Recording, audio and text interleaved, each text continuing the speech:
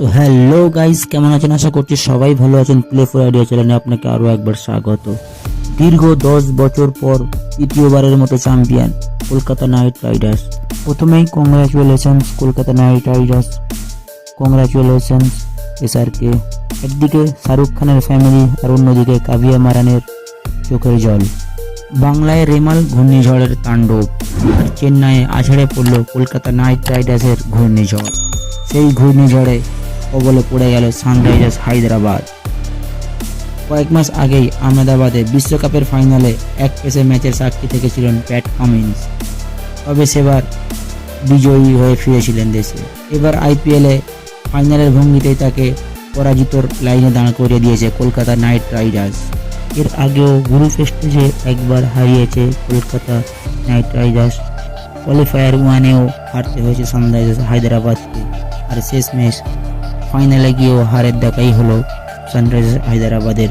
আর চোখের জল নিয়ে মাঠ ছাড়তে হলো কাভিয়া মারানকে। আর অন্যদিকে এসআরকে তার ফ্যামিলি নিয়ে পুরো মাঠ ঘুরে ঘুরে সবাইকে আইকনিক পোস্ট দেখিয়ে দিল।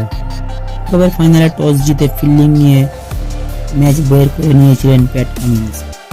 এই দিন পিচ চিন্তায় ভুল করেন সেই বিশ্বকাপ জয়ী অধিনায়ক। কামিন্সের স্বপ্ন ধ্বংস করে দিলেন তারই এক বন্ধু মিচেল স্টার্ক।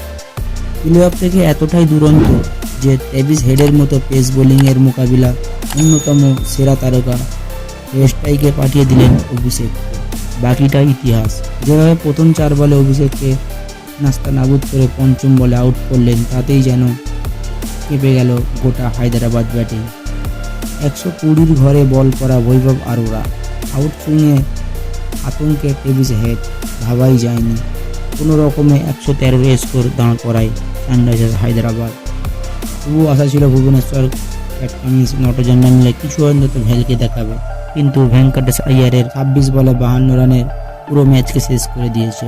শেষ হলো 8 উইকেট হাতে থাকতে একতরফা ম্যাচ বানিয়ে দিয়েছে কলকাতা নাইট রাইডার্স।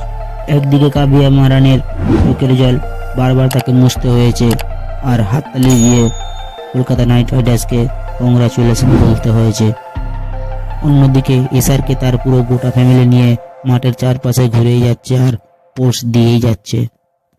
10 বছর পর স্বপ্ন পূরণ কলকাতা নাইট রাইডার্সের।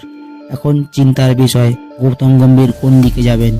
একদিকে এসআরকের বড় বড় প্রস্তাব, আর অন্যদিকে জাতীয় দলের হেড কোচ হবার।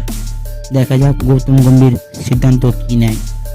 কলকাতা নাইট রাইডার্স টিমকে আরও একবার কংগ্রাচুলেশনস। 24 কোটি 75 লক্ষর প্লেয়ার, বারবার ট্রোল করেছিল সবাই, বারবার মজা নেওয়ার শিকার হয়েছিল তিনি, কিন্তু দেখিয়ে দিয়েছে বড় ম্যাচের প্লেয়ার বড় ম্যাচে কী করতে পারে। তো আজকের ভিডিওটা এতটুকুই। দেখা হচ্ছে অন্য কোনো দিন অন্য কোনো ভিডিও। ভালো থাকবেন।